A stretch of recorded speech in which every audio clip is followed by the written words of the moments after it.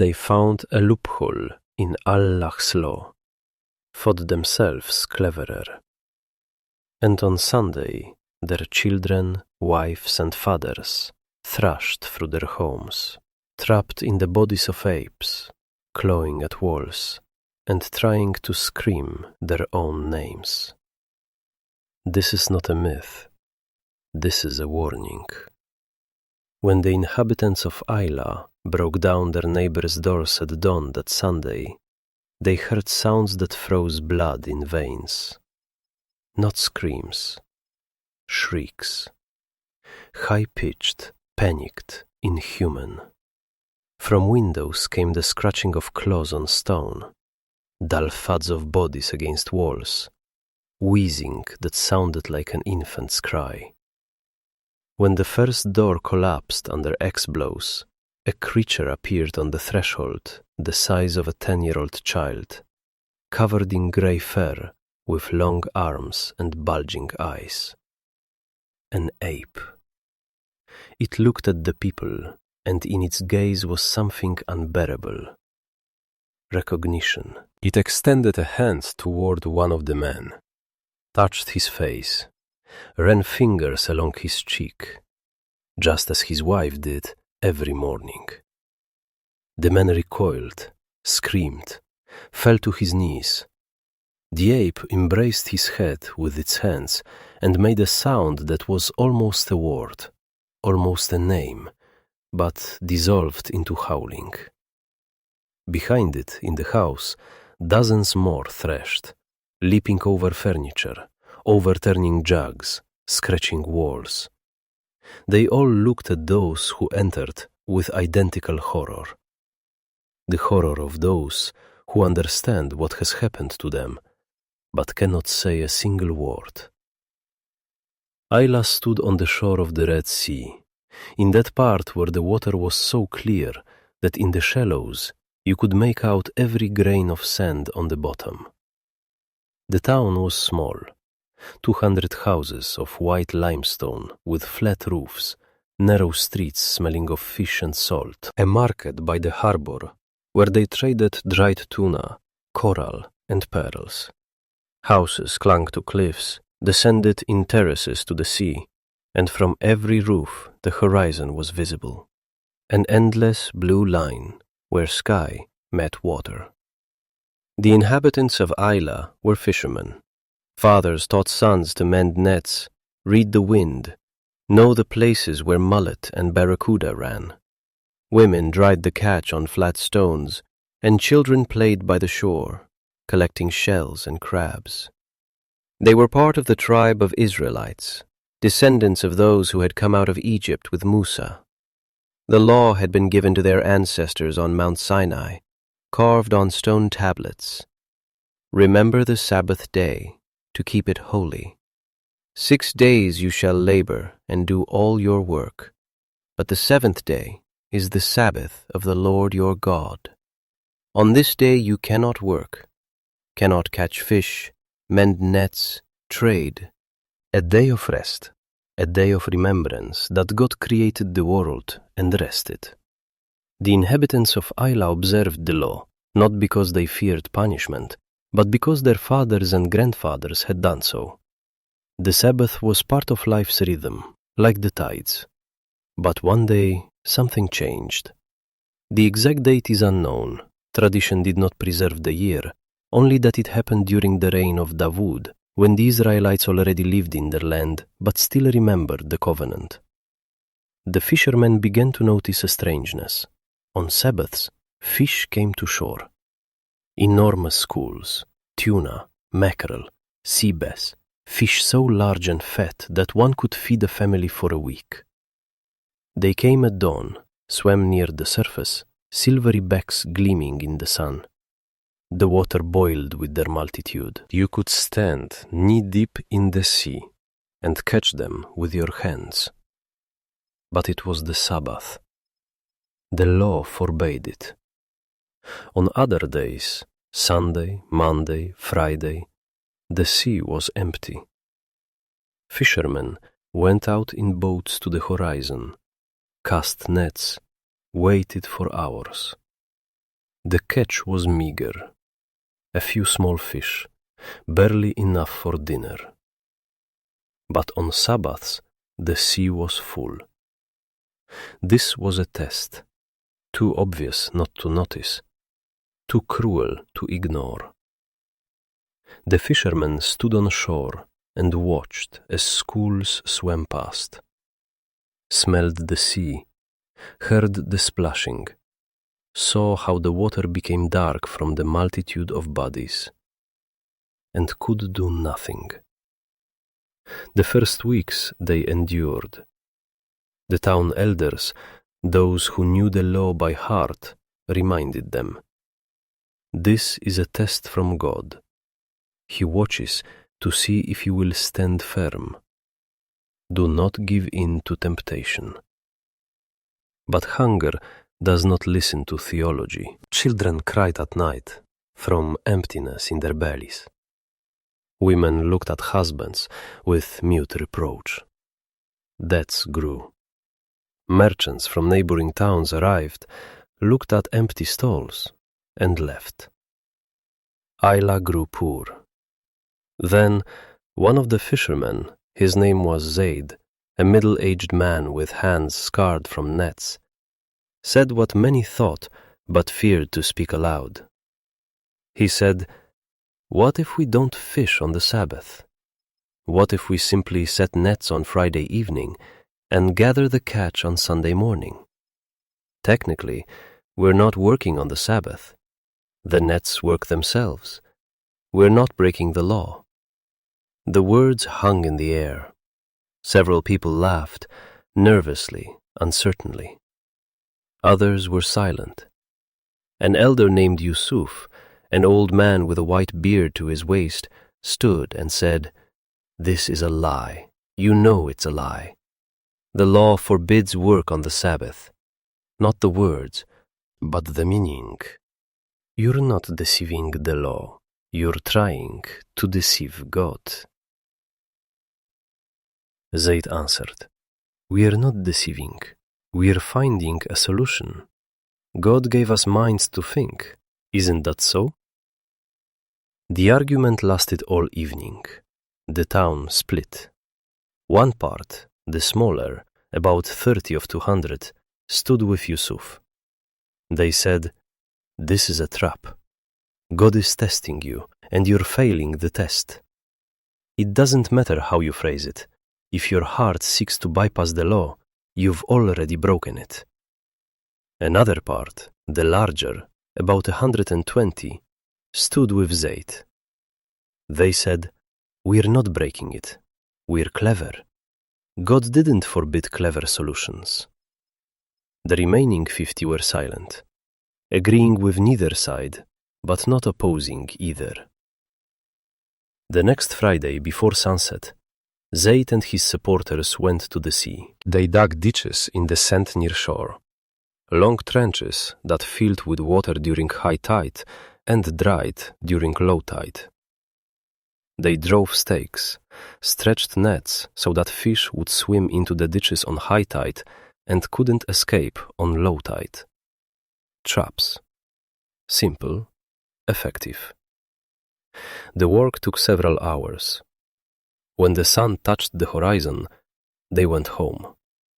The Sabbath began. They did not work. Sat in their houses, prayed, rested.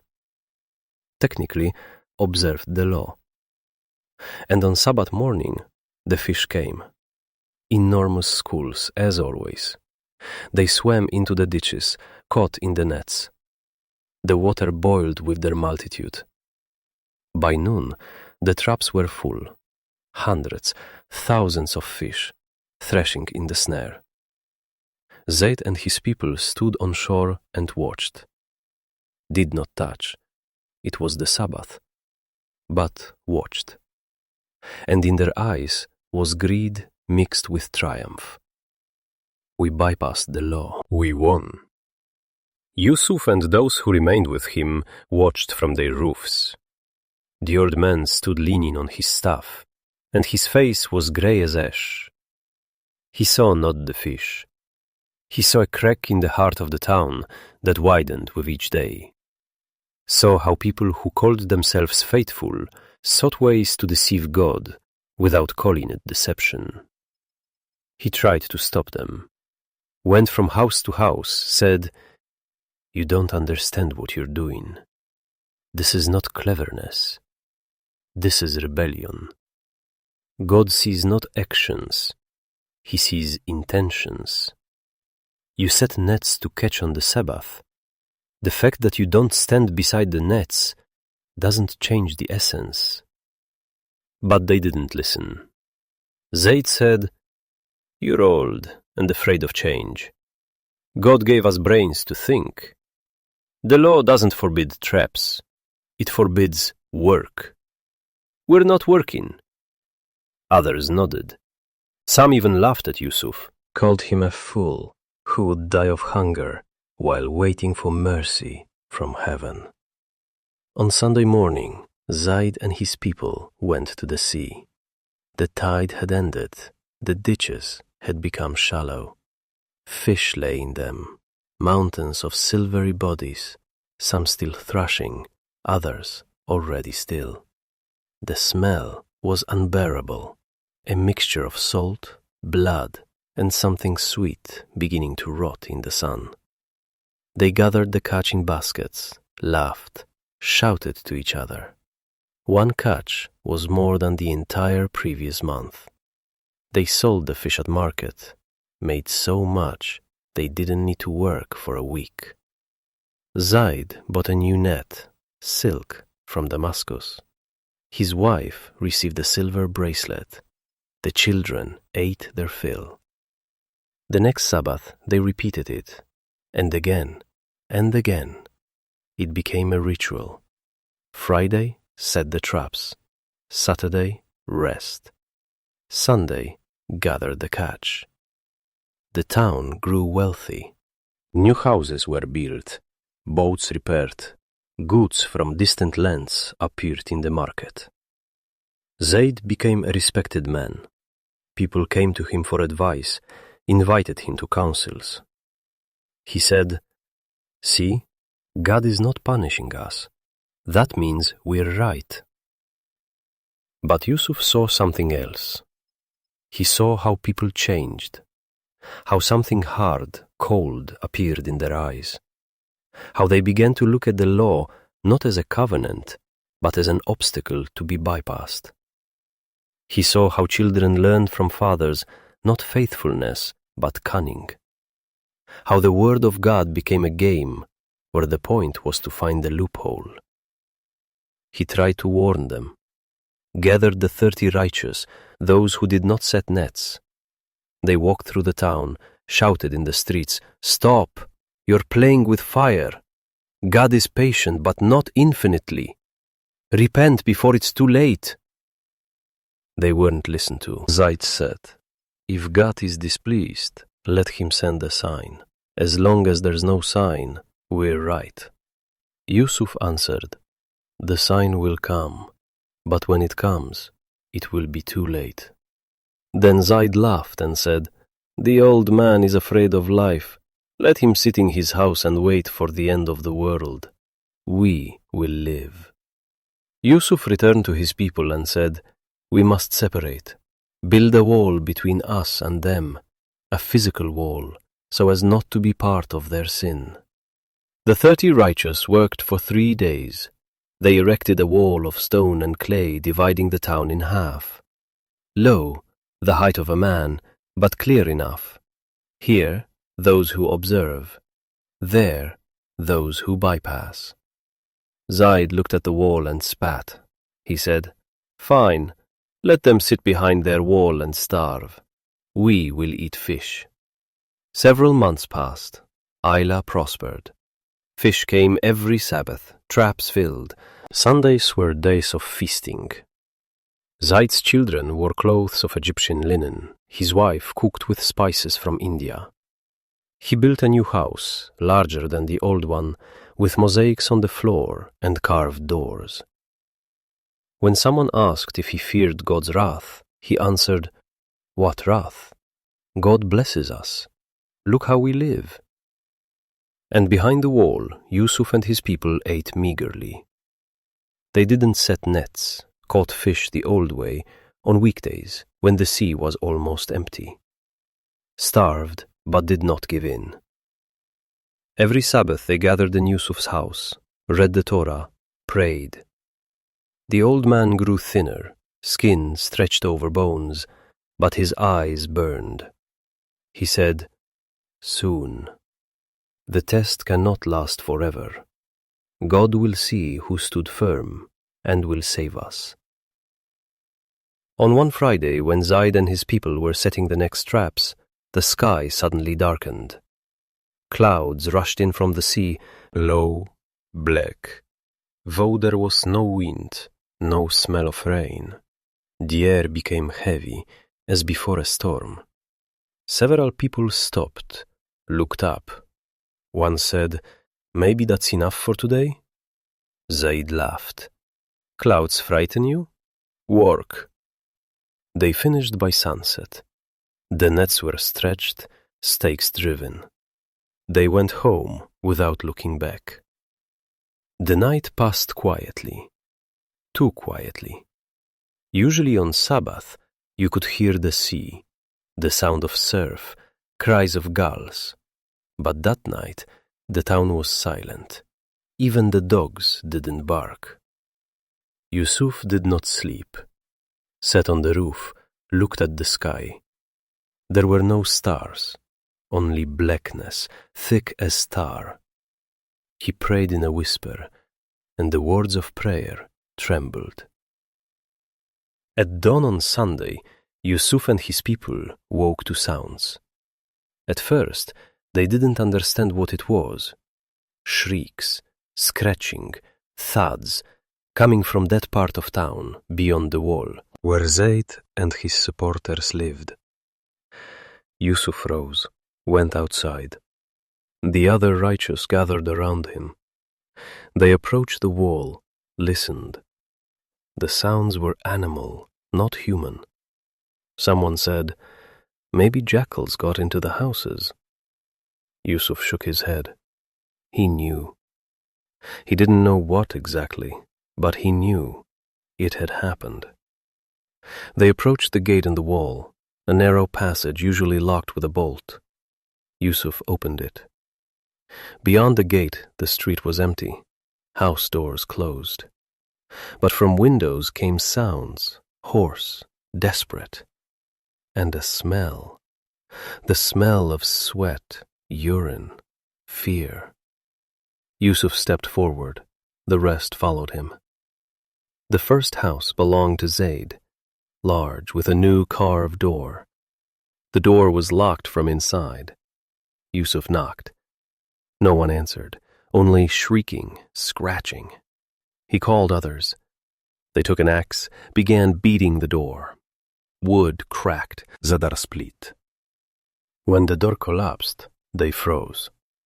Inside, apes were leaping, dozens, gray, brown, with long tails and bulging eyes.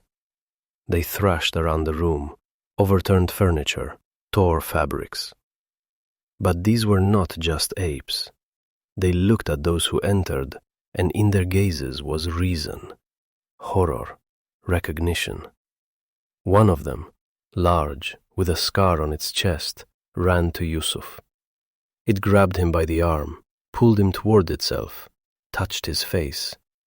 Its fingers trembled. It opened its mouth, tried to say something. From the throat came a wheeze, a shriek, something like a word but falling apart. Yusuf looked at it, and his heart clenched. The scar on the chest. He knew that scar. Zayd had gotten it in his youth when fishing and caught himself on sharp coral. This was Zayd. Yusuf recoiled. The ape Zayd extended its arms like a supplicant. Tears flowed from its eyes. Real human tears running down grey fur. It fell to its knees, embraced Yusuf's legs, pressed its forehead to his feet, wept. Soundlessly, only shoulders shaking. Yusuf knelt beside it, placed his hand on the head of the creature that had once been human. He felt how under his palm a heart beat, fast, desperately. He said, "Zayd?" The ape nodded, fiercely, several times. Yusuf closed his eyes. His lips moved in silent prayer. The other righteous broke down the doors of other houses. Everywhere, the same thing. Apes that had been people, men, women, even children, all who had set nets, who had participated in the deception, were transformed. 120 people. Some thrashed in panic, smashing their heads against walls. Others sat motionless, staring into emptiness. Still others embraced family members who had not transformed, wives, husbands, children, parents, and wept, making sounds that could not become words. In one house, a young woman held in her arms an ape the size of an infant. This was her husband. He was among those who had set nets. She was not. She was one of the 50 who had been silent, didn't agree but didn't interfere. She remained human. He did not. The ape husband sat in her lap, buried its muzzle in her dress, trembled. The woman stroked its head, whispered something, rocked back and forth. Nearby stood their son, a boy about 5. He looked at his father and cried. Quietly, soundlessly, tears simply flowed down his cheeks. The ape extended a hand, touched the son's face. The boy flinched, but did not pull away. He took that hand, covered with fur, with black claws, and pressed it to his heart. Yusuf walked through the town all day, looked, tried to understand. Some apes recognized him, ran up, grabbed at his clothes, pulled, tried to show something, explain something. One led him to a corner of the house where a net lay, silk, new, bought with money from the Sabbath catch. The ape pointed at the net, then at itself, then at the net again. Yusuf understood. This is the price. This is what you chose instead of the law. By evening, the whole town knew. The 50 who had been silent came out of houses, looked at the apes, returned and locked themselves in. Some wept, others prayed. Still others simply sat in darkness, not lighting lamps. The righteous gathered in Yusuf's house. The old man stood at the window, looked at that part of town where few lights burned. Someone asked, "What now?" Yusuf answered, "We wait. This is not punishment. This is a lesson. For them and for us."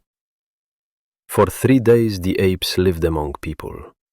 They did not eat, tried to drink, but water spilled from their mouths. Tongue and lips would not obey. Some tried to write, scratched the earth with claws, drew signs, but hands trembled and the signs were illegible. They recognized loved ones, but could not say a word. A father ape sat next to his daughter, stroked her hair, and she read the Torah to him aloud. He listened, and tears dripped onto the pages. Some of the apes tried to pray, stood on hind legs, raised front ones to the sky, opened mouths, but the sounds that came out were shrieks. They fell on all fours, beat the ground with fists, howled. Yusuf saw this and understood. They remained human inside. Reason had not departed. Memory had not been erased. They knew who they were, but could not express it, locked in alien bodies as in cages. On the 3rd day, the apes began to die. First one, then another, then whole families. They simply stopped. Hearts ceased to beat. Bodies settled to the ground, softly, almost soundlessly. There was no agony, only cessation. By sunset, all 120 were dead, lay in houses, on streets, at thresholds. grey, motionless bodies with open eyes. Yusuf and the righteous buried them, dug graves on the outskirts of town, in stony ground where nothing grew, wrapped bodies in shrouds, not as animals but as people, read prayers, wept. Some of the 50 who had been silent helped, dug, carried, stood at graves, said nothing. What could be said? Zayd was buried last. Yusuf himself lowered the body into the pit, looked at the grey muzzle, at the closed eyes, at the hands that had once mended nets, said, "You were clever, but not wise. You thought you could outsmart God, but God does not play games. He looks into the heart, and when He saw what you chose, He gave you exactly what you deserved. No more, no less." The town emptied. The 50 who had been silent left within a week, some to other towns, some to the desert. They could not live in a place where the earth remembered the screams of the transformed. Only the righteous remained. 30 people in a town built for 200. Streets overgrew with weeds. Houses emptied. The market fell silent. Yusuf lived another 10 years. Every Sabbath he went to the sea and looked. The fish no longer came. The sea was empty on any day. The test was over. God took away both the temptation and the punishment. Only the lesson remained. Yusuf died at the age of 80. Before death, he gathered the remaining righteous and said, "Remember this story. Tell the children. Let them tell their children. Let no one forget. The law is not given to be circumvented. It is given to teach submission, not to the letter, to the spirit." Zayd and his people observed the letter, but betrayed the spirit. And God showed them the truth in the most terrible way, transformed them into what they had already become inside, into animals who think only of satiety, of profit, of themselves. The town of Ayla disappeared. The exact location is unknown, somewhere on the coast of the Red Sea, perhaps under water, perhaps under sand. But the story remained. In the Quran, it is recorded in Surah Al-Baqarah and Al-A'raf. Allah says, "You know those among you who transgressed on the Sabbath. We said to them, 'Be apes, despised.' We made this an exemplary punishment for their time and for all times to come." Jewish commentators also preserved the tradition. The Talmud mentions a town of sinners transformed into animals for violating the Sabbath. Details vary, but the essence is one. God tested them. They sought a loophole. God showed that there are no loopholes from Him. Centuries passed. The story accrued details, some truthful, others conjecture. They said that the apes recognized relatives until the last moment, that some tried to write the names of God in sand, but could not. That one ape, old with gray fur, sat for 3 days at the gates of Yusuf's house and looked at him without blinking, and in its eyes was a question. "Why didn't you stop us?" But one detail was transmitted unchanged, from mouth to mouth, from teacher to student. On the night of transformation, when people became apes, they screamed, not shrieked, screamed. The last human sound, the last word before the tongue ceased to obey. And all who heard these screams, the righteous behind the wall, the silent in their homes, said afterward the same thing. It was not a curse, it was a prayer. The word they screamed was, "Forgive." But forgiveness did not come, because repentance requires time, and time ended the moment they decided they were cleverer than God.